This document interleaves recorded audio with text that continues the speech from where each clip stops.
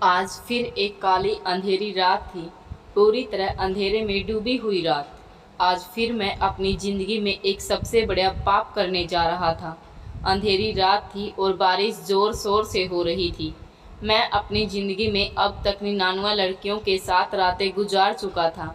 इस अंधेरी तूफ़ानी बारिश की रात मैं अपनी गाड़ी में बैठा अपनी मंजिल की तरफ चला जा रहा था, जब अचानक से मेरी गाड़ी के सामने एक लड़की आ गई। मैंने अचानक ही गाड़ी को ब्रेक लगाई। शीशा नीचे करके मैंने उस लड़की को सर से पाँव तक गौर से देखा। वह बहुत ही खूबसूरत लड़की थी।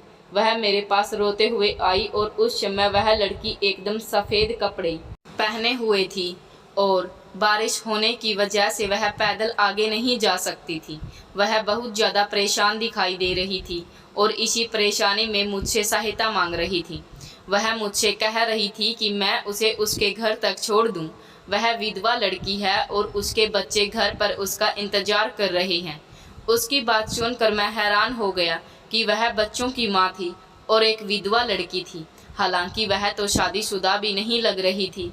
20-21 साल की बहुत ही सुंदर नाजुक सी कमसिन लड़की लग रही थी। बारिश की वजह से वह पूरी तरह भीग चुकी थी और उसके शरीर का एक एक अंग उभर रहा था, जिसे देखकर मैं अपने जज्बात काबू नहीं कर पा रहा था। उसे देखते ही मेरी नीयत बिगड़ने लगी। मैंने उसे अपने साथ गाड़ी में बिठा लिया। कुछ ही देर में हम लोग मेरे घर पहुंच चुके थे। अपने घर पहुंचते ही मैंने उसे अपने घर के अंदर बुलाया। मैं उससे झूठ बोला कि मेरी गाड़ी में पेट्रोल कम है और यह अब और आगे नहीं जा सकती। बारिश का हाल तुम देख रही हो, उसने कहा। कोई बात नहीं, कुछ देर तक तुम्हारे घर में रुकने के लिए मैं तैयार हूँ। जैसे ही बारिश रुकेगी मैं अपने घर चली जाऊंगी। वह लड़की मुझे अपना मसीहा समझ रही थी, जबकि मैं तो उसे देखकर पागल हो चुका था। मैं उस लड़की को अपने घर ले आया और फिर मैंने उसे अपने कपड़े दे दिए। मैंने कहा, इन्हें बदल लो, तुम्हें ठंड लग जाएगी। कुछ देर बाद बाथरूम से कपड़े बदल कर वह आ चुकी थी। तब तक मैं उसके लिए गिलास में जूस डाल चुका था। हम दोनों ने बैठकर जूस पिया, लेकिन अब मुझसे और बर्दाश्त नहीं हो रहा था। मैं उस लड़की को बाहों में भरने के लिए बेचैन होने लगा और फिर जैसे ही वह उठकर जाने लगी मैं जल्दी से उसे अपने शिकंजे में जकड़ लिया और फिर मुझे कुछ होश नहीं रहा। सुबह जब मेरी आंख खुली तो मेरा सिर चकरा रहा था। रात में एक और पाप कर चुका था। सुबह जब मैं सोकर उठा तो मैं अपने पाप वाली डायरी को खोला। यह एक ऐसी डायरी थी जिसमें मैं अपने हर पाप को लिखा करता था।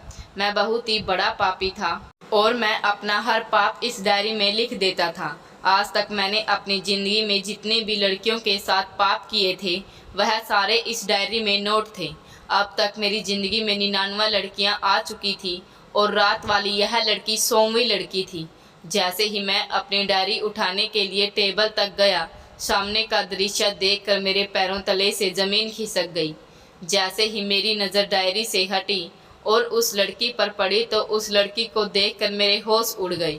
उस लड़की की हालत देखकर मेरा दिल फटने को था। उस लड़की के चेहरे पर कुछ ऐसा तेज था कि मैं आंखें बंद करना भूल गया। पता नहीं क्यों मुझे उस लड़की में देवी माँ का स्वरूप दिखाई दे रहा था। मैं जल्दी से उसके पास गया, उसे हकीकत जाननी चाहिए। और जब उस लड़की ने मुझे हकीकत बताई तो सुनने के बाद मैं अपने होश नहीं रख पाया। मुझे लगभग 24 घंटे के बाद होश आया और जैसे ही मुझे होश आया तो मेरे सामने फिर से वही लड़की खड़ी थी। उस लड़की ने मुझे जो हकीकत बताई उसने मुझसे मेरे पास्ट में धकेल दिया। पास्ट को याद करते हुए मैं बहुत पीछे चला गया। यह उस समय की बात है जब मेरी उम्र लगभग 20 साल की थी, यानी कि 10 साल पहले की बात थी। 10 साल पहले मैं एक बहुत ही अच्छा संस्कारी लड़का हुआ करता था। उस वक्त मैं कॉलेज का छात्र था। मैं एमए की डिग्री हासिल कर रहा था। मैं भगवान पर भी पूरा भरोसा रखता और सुबह जब तक भगवान के सामने हाथ जोड़कर उन्हें याद नहीं कर लेता मेरा दिन शुरू ही नहीं होता था। उस समय किसी भी पाप से मैं बहुत दूर था। मैं बहुत ही अच्छा नेक शरीफ लड़का था। मेरे माता पिता ने मुझे दुनिया की हर खुशी दी, दुनिया के सारे ऐशो आराम दिए, लेकिन इसके बावजूद मैं कभी बिगड़ा नहीं था। मेरे अंदर बहुत ही सब्र था। मैंने कभी किसी का हक नहीं मारा, मैंने कभी किसी को तकलीफ़ नहीं पहुंचाई। जब किसी गरीब बेसहारा मजदूर को देखता उसकी सहायता जरूर किया करता। लेकिन पता नहीं क्या हुआ, 20 साल की उम्र के बाद अचानक ही मुझ पर ऐसे गमों के पहाड़ टूट पड़े थे जिन्होंने मुझे बिल्कुल ही बदल दिया। मेरी पढ़ाई पूरी होने से लगभग 6 महीने बाद ही मुझे एक नंबर से कॉल आई कि मेरे माता पिता का एक्सीडेंट हो गया। यह खबर सुनते ही मेरे लिए तो किसी कयामत से कम नहीं थी। मुझे अपनी आंखों के सामने अंधेरा छाता महसूस हो रहा था। मैं भागम भाग अस्पताल पहुंचा। डॉक्टर ने बताया कि मेरे माता पिता की हालत बहुत ही नाजुक है। यह खबर सुनते ही मैं हॉस्पिटल में मौजूद मंदिर में पहुंच गया और मैं भगवान से रो रो कर अपने माता पिता की जिंदगी की भीख मांगी। रोकर अपने भगवान को याद कर रहा था। मैंने कहा, हे भगवान, तू मेरी जिंदगी ले ले, लेकिन मेरे माता पिता को जीवन दान दे। 2 दिन तक मेरे माता पिता अस्पताल में जिंदगी और मौत की जंग लड़ते रहे और मैं भी उन 2 दिनों तक भगवान के चरणों में सिर दिए बैठा रहा। मैंने खाना खाया ना मैंने पानी पिया। मुझे कुछ होश ही नहीं था। मुझे होश था तो बस यह कि मैं अपने भगवान से माता पिता का जीवन लेकर ही रहूंगा। मुझे विश्वास था कि भगवान मुझे निराश नहीं करेंगे। मैं भगवान से अपने सारे अच्छे कर्मों के बदले अपने माता पिता की जिंदगी मांगी। मुझे विश्वास था कि आज तक मैंने कोई गलत काम नहीं किया है, हमेशा दूसरों की मदद की है, हमेशा दूसरों के आए आंसू साफ किए हैं। जो आज भगवान मेरे आंसू भी साफ करेंगे और मेरे माता पिता को बचा लेंगे। लेकिन अफसोस, मेरी प्रार्थना भगवान ने स्वीकार नहीं की। मेरे माता पिता दोनों ही इस दुनिया से चले गए और यह खबर मेरे ऊपर किसी पहाड़ की तरह गिरी और फिर उसी समय से मैं पल की ज़रूरत होती। इस एक पल में इंसान अच्छे बुरे की तमीज़ सीख जाता है। बिल्कुल इसी तरह एक पल, सिर्फ एक कमज़ोर पल हमें सही रास्ते से हटा भी देता है। और मेरे माँ बाप की मौत की खबर मेरे लिए वही कमज़ोर पल था जिसने मुझे सही रास्ते से हटा दिया। भगवान के ऊपर से मेरा विश्वास उठ चुका था। न जाने कितने महीनों में मैं दुख में डूबा रहा, अपने मम्मी पापा को याद करता और रोता रहता। भगवान से शिकायत की कि मैं ऐसा कौन सा पाप किया था कि तूने मुझे अनाथ कर दिया। मेरे जान से प्यारे मम्मी पापा मुझसे छीन लिए। और फिर जब होश आया तो दुनिया में वापस आया तो मालूम हुआ कि मेरे पापा की कंपनी पूरी तरह से डूब चुकी थी। मुझे कुछ समझ नहीं आ रहा था कि मैं इन मुश्किल हालात से कैसे लड़ूंगा। माँ बाप की मौत का गम इतना बड़ा था कि मेरे लिए खुद को संभालना बहुत मुश्किल हो गया था। यह मेरी बचपन की आदत थी कि मैं अपने हर अच्छे काम को अपनी डायरी में नोट किया करता। यह बात मेरी माँ ने मुझे सिखाई थी। उन्होंने कहा था कि ऐसा करने से तुम्हारे अंदर अच्छे काम करने की आदत और भी ज़्यादा मजबूत हो जाएगी। इसलिए मैं जो भी अच्छे काम करता वह अपनी डायरी में नोट कर लेता। मेरे मम्मी पापा मेरी आदत से बहुत खुश होते। उन्हें अपनी परवरिश पर बहुत नाज होता और मैं अपने मम्मी पापा के मन को नहीं तोड़ना चाहता था। इसलिए मैं अपना यह काम बचपन से ही करता आ रहा था। मुझे लगता है कि भगवान मेरे इस काम से खुश हुए तो मैं उसे कम अपने डायरी पर ज़रूर नोट करता और फिर मम्मी पापा की खातिर ही सही मैं अपने आप को एक बार फिर से संभाला और भगवान की तरफ खुद को मोड़ लिया। एक बार को मैं भगवान से नाराज़ हो गया था, लेकिन अपने माता पिता की खातिर मैंने भगवान की तरफ फिर से लो लगाने की कोशिश की। मैं एक बार फिर से प्रार्थना करना चाहता था कि मेरे पिता का कारोबार सही तरीके से चल पड़े। जो कारोबार मेरे पापा ने इतनी मेहनत से खड़ा किया था, मैं उसे बिखरता नहीं देख सकता था। पैसे से मुझे कोई मतलब नहीं था, मतलब था बस मेरे पापा की इतनी मेहनत से खड़े किए गए बिजनेस को बचाना। उन्होंने सारी ज़िंदगी मेहनत करके इस बिजनेस को खड़ा किया और मैं उसे डूबता हुआ नहीं देख सकता था। मुझे वह समय भी याद है जब हमारे पास खाने के लिए भी पैसे नहीं हुआ करते थे। तब पापा ने कितनी मेहनत से इस बिजनेस को खड़ा किया और धीरे धीरे पापा की मेहनत रंग लाई और बिजनेस खूब चल पड़ा। मेरे पास मेरे पापा की यही एक निशानी थी। मेरे अच्छे कामों की डायरी लगभग भर चुकी थी क्योंकि इस डायरी में मैंने न जाने कितने अच्छे काम नोट कर रखे थे। आज जब मैं घर आया तो मैं अपने अच्छे कामों वाली डायरी को उठाया और एक मेज को पलटने लगा। जैसे जैसे पेजों को पलट रहा था, मेरी आंखें बह रही थी। मेरी इस डायरी में अब तक लगभग हजारों अच्छे काम थे जो मैंने नोट करके रखे। मेरी आंखों में आंसू आ गए। रोते हुए मैं भगवान से कहा कि हे भगवान, इस डायरी में अब तक मैंने इतने अच्छे काम किए हैं कि जिनका गिनना भी मुश्किल है। भगवान, मेरी किसी एक अच्छे के काम के बदले ही मुझे इस मुश्किल समय से निकाल दें। हर दिन सुबह शाम यह प्रार्थना करता और उस डायरी को देखकर रोता। सुबह शाम भगवान से एक ही प्रार्थना करना मेरा रूटीन बन गया था। भगवान, किसी एक अच्छे काम के बदले मेरे पापा का बिजनेस डूबने से बचा लो। लेकिन अफसोस, मेरी कोई भी प्रार्थना स्वीकार नहीं हुई और फिर वह लड़की जो मुझसे बहुत प्यार करती थी, जिसे मैं भी बेइंतहा मोहब्बत करता था, मेरे बिजनेस का डूबता ही सुनकर वह मुझे छोड़कर चली गई। वह मुझे भी ज़्यादा अमीर लड़के के पास चली गई। उस दिन मैं बहुत रोया। उसे भी दिन मैं भगवान से दुआ की कि भगवान, वह लड़की मेरे पास आ जाए, मैं उसके बिना नहीं जी सकता। लेकिन वह मेरे पास नहीं आई, बल्कि उसने एक अमीर आदमी से शादी रचा ली और देश से ही बाहर चली गई। उस लड़की को अपनी ज़िंदगी में वापस लाने के लिए भी मैंने न जाने भगवान से रो रो कर कितनी प्रार्थनाएं की थी, लेकिन मेरी यह प्रार्थना भी स्वीकार नहीं हुई। एक लंबे समय तक दुआएं मांगते रहने के बाद भी मेरी एक भी दुआ स्वीकार नहीं हो रही थी। अब मैं बाकी होने लगा। भगवान की तरफ से मेरा दिल खराब होने लगा। भगवान से प्रार्थना से धीरे धीरे मुझे नफरत होने लगी। धीरे धीरे मैं अपने भगवान से दूर होने लगा। मैंने सोच लिया था कि अब मैं कभी भी प्रार्थना नहीं करूँगा। मैंने सोच लिया कि आप मेरे मन में जो आएगा मैं वही करूँगा। कोई भी अच्छा काम आज से नहीं करूँगा, क्योंकि अच्छा काम करने का कोई फ़ायदा नहीं है। मैंने सोच लिया कि अब मैं बुरे काम ही करूँगा, पापों का रास्ता चुन लिया। मैंने सच कहा है किसी ने कि पाप का रास्ता बहुत ही सरल होता है। धीरे धीरे पाप की दुनिया में घुसता चला जा रहा था। अब बुरे काम करना मुझे पसंद आने लगा और फिर मैंने एक डायरी खरीदी, जिससे कि मैं इसमें अपने तमाम पापों को लिख सकूं। मेरे एक दोस्त ने मुझे बताया कि अगर मैं बुरा काम करूंगा तो उसकी वजह से मैं तमाम मुश्किलों से निकल सकता हूं। मैं काफ़ी लंबे समय तक भगवान से प्रार्थना की, लेकिन जब मुझे हर तरफ से मायूसी का सामना करना पड़ा तो मजबूरन होकर मैं पापों का रास्ता चुना।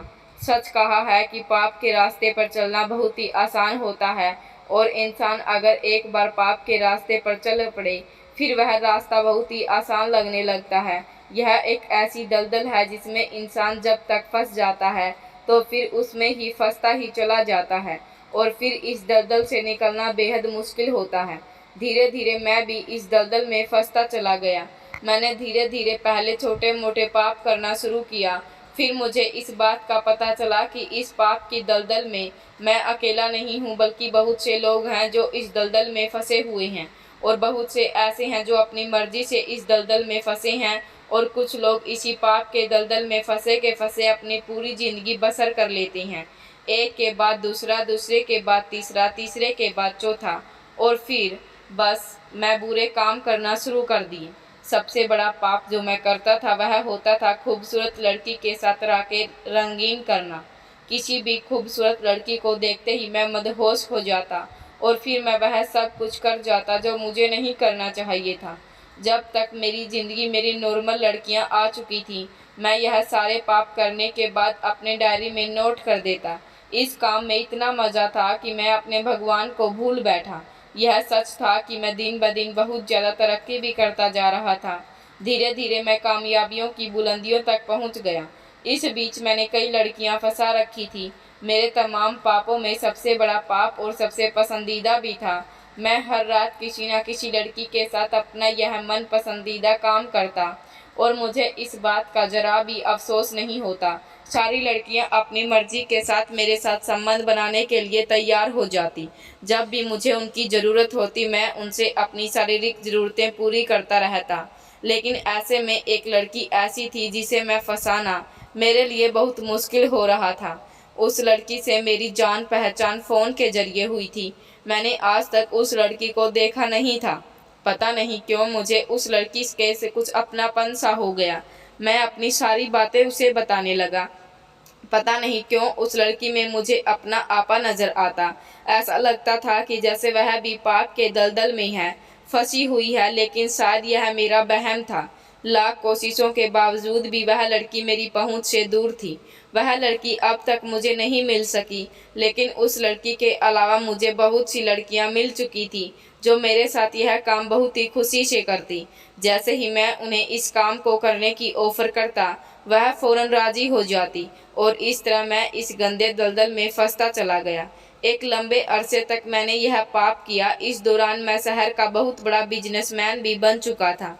इस दौरान लेकिन एक दिन अचानक मेरे साथ ऐसा हुआ जिसने मुझे वापस से ज़मीन पर पटक दिया। मेरी कंपनी एक बार फिर से डूब चुकी थी। मैंने हर मुमकिन कोशिश की अपनी कंपनी को दोबारा से बुलंदियों तक पहुंचा सकूं, लेकिन मेरी हर कोशिश नाकामी जा रही थी। मैं अपने बुरे कामों में इस कदर भरा हुआ था कि अब वापसी का रास्ता शायद ही मुमकिन था। मेरे दोस्त ने मुझे हौसला दिया और समझाया कि बहुत जल्द तुम अपना बिजनेस दोबारा इस बुलंदियों पर पहुंचाओगे। लाख कोशिशों के बावजूद भी मैं अपने बिजनेस को बचाने में नाकाम रहा।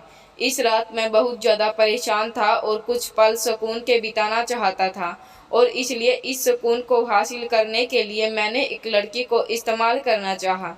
उस रात मैंने खूबसूरत लड़की की बाहों में अपने आप को बहुत सुकून पहुंचाने की कोशिश की। पता नहीं मेरी पर्सनालिटी ऐसी थी या फिर मेरे पास पैसे की चमक धमक से लड़कियां मेरे पास खींची चली आती, और मैं भी इस बात का खूब फ़ायदा उठा रहा था। आज जब बरसात की गहरी अंधेरी रात में वह लड़की मुझसे टकराई और पूरी रात उसके साथ गुजारने के बाद सुबह जब मेरी आंख खुली तो सामने टेबल पर मेरी जली हुई डायरी पड़ी हुई थी, जिसे देखकर मैं दंग रह गया। मेरी आंखें फटी की फटी रह गई, क्योंकि जिस डायरी में मैं अपने पाप लिखा करता था वह डायरी पूरी तरह से जल चुकी थी। लेकिन रात को जब मैं सोया था तो मुझे अच्छी तरह से याद है कि मेरी डायरी एकदम सही थी, और मैं जब उस लड़की से पूछा तो उसने बताया कि तुम्हारे पाप की डायरी मैंने जला दी। मैं बहुत हैरान हुआ। मैंने कहा, तुमने ऐसा क्यों किया? वह लड़की कहने लगी, मैं वही लड़की हूँ जिससे तुम फ़ोन पर बातें किया करते थे और अपने दिल का हाल बताया करते। मैं तुम्हें पाप के दलदल से अब और ज़्यादा घिरने नहीं दूंगी। मैं तुम्हें पाप के दर दर से बचा कर रहूंगी। मैं उस लड़की को देखकर हैरान हुआ। उस लड़की से तो मैं मोहब्बत कर बैठा था, लेकिन मुझे बहुत अफसोस हुआ कि रात मैंने उसके साथ ही अपनी हवस मिटाई। मैंने दुख भरे लहजे में कहा कि तुमने ऐसा क्यों किया? तुमने मुझे रात को ही क्यों नहीं बताया, और फिर तुमने मेरी डायरी क्यों जला दी? वह लड़की बोली, क्योंकि मैं भी तुमसे प्यार करती हूँ और मैं तुम्हें एक सही राह पर लेकर आना चाहती हूँ। जानती हूँ यह थोड़ा मुश्किल है, लेकिन तुम करके देखो, यह हो जाएगा, क्योंकि खुद ही मेरे ऊपर भी गुजर चुकी है। मैं भी अपने भगवान से नाराज हो गई, उससे रूठ बैठी थी, क्योंकि मेरी जान से प्यारा पति मुझे छोड़कर चला गया। एक हफ्ते तक अस्पताल में अपनी ज़िंदगी और मौत के बीच लड़ता रहा। मैं भगवान से रो रो कर उसकी ज़िंदगी की दुआएं मांगती रही। उसी समय मेरे पति का बच्चा मेरे पेट में पल रहा था। मैंने अपने बच्चे का वास्ता भी दिया, लेकिन भगवान को मेरे ऊपर दया नहीं आई। उसने मेरा पति मुझसे छीन लिया। मैं टूट कर बिखर गई। जीने की मुझ में कोई चाह नहीं बची थी। मैं अपने भगवान से इस कदर रूठ चुकी थी कि अब उसे कुछ भी मांगना छोड़ दिया। यहाँ तक कि मैं अपने धर्म भी बदल लिया। मैं क्रिश्चियन बन गई और चर्च में जाने लगी, और जब मैं वहाँ प्रार्थना की तो फिर अब मेरे दिल को बहुत सुकून मिलने लगा। मेरे माता पिता की मोहब्बत और तड़प जो मुझे जीने नहीं देती थी, अब धीरे धीरे कम होने लगी, और फिर मेरी ज़िंदगी में तुम आए और तुमसे प्यार करने लगी थी। फिर मुझे धीरे धीरे एहसास हुआ कि मेरा भगवान वहीं मौजूद है। उसने मुझसे आंखें नहीं फेरी हैं। वह किसी न किसी रूप में मेरी मदद कर रहा था। तब कभी तो उसने मुझे तुम जैसा प्यार करने वाला साथी ही दिया। उस दिन रात को मैं बहुत रोई और अपने भगवान से रो रो कर माफ़ी मांगी, और फिर से मैं अपने भगवान के पास लौट आई। मैं फिर से अपने धर्म में वापस आ गई। मेरे भगवान ने मुझे इस कदर खुशियाँ दी, अब मुझसे संभाले नहीं संभल रही थी। भगवान ने मुझे एक बहुत ही प्यारा बेटा दिया, और फिर मुझे तुमसे मिलने का सौभाग्य मिला। उस रात जब मैं अपने घर जा रही थी तो तुम मुझसे टकरा गई।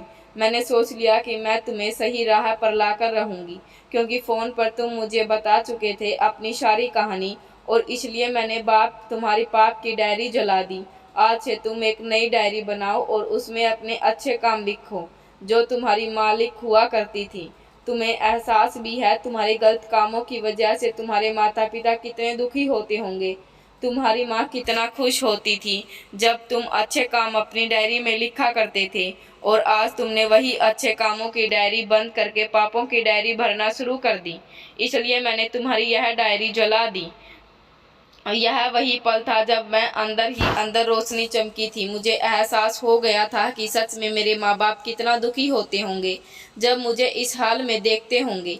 मेरी आंखों में आंसू बहने लगे। बहुत ही लंबे अरसों के बाद मैं फिर से भगवान के सामने हाथ जोड़े खड़ा था और उसे अपने पापों की माफ़ी मांग रहा था। सोनिया ने मेरी ज़िंदगी बदल दी। उसने मुझे सच्चाई का रास्ता दिखा दिया।